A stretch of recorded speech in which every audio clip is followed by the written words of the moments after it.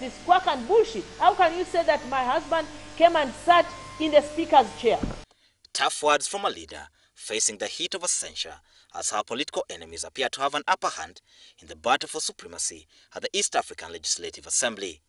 A few days after she was suspended in a manner she says is illegal, she breaks the silence on the matter, insisting certain high-ranking individuals at the secretariat and the summit of ministers are baying for her political blood. At times, the fact that some of the decisions which we take as the assembly level are seen as shadowing or overshadowing some other organs.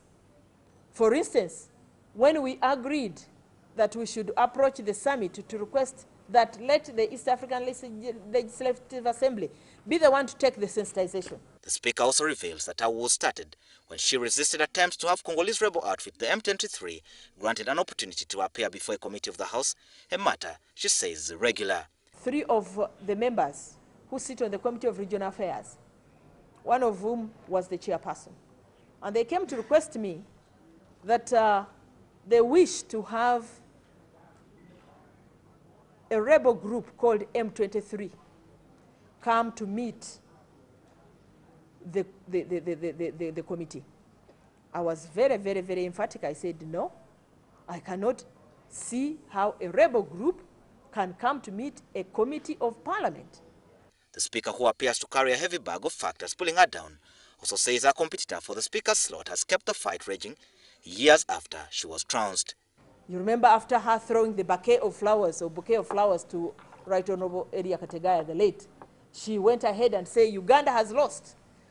Definitely, when I draw these, and I've talked about the nationalism, we Ugandans lacking nationalism, you will appreciate that at that juncture, she said that Uganda has lost, and she's going to fight all the way to make sure that she makes me fail. Tasked to explain why over 29 legislators would gang up against her, she had this to say.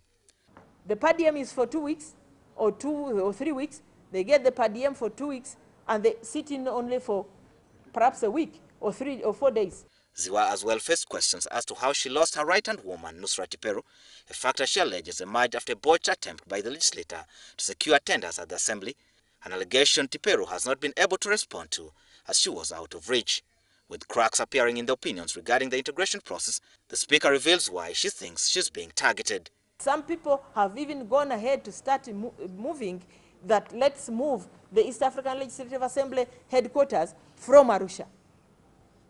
And when I say from Arusha, they want to place it somewhere else.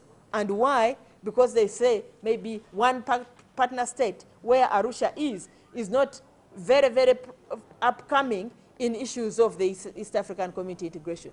The House is expected to return on the 17th of this month to listen to the report of the Committee on Rules, Privileges and Discipline before Zziwa's fate is sealed in a plenary sitting.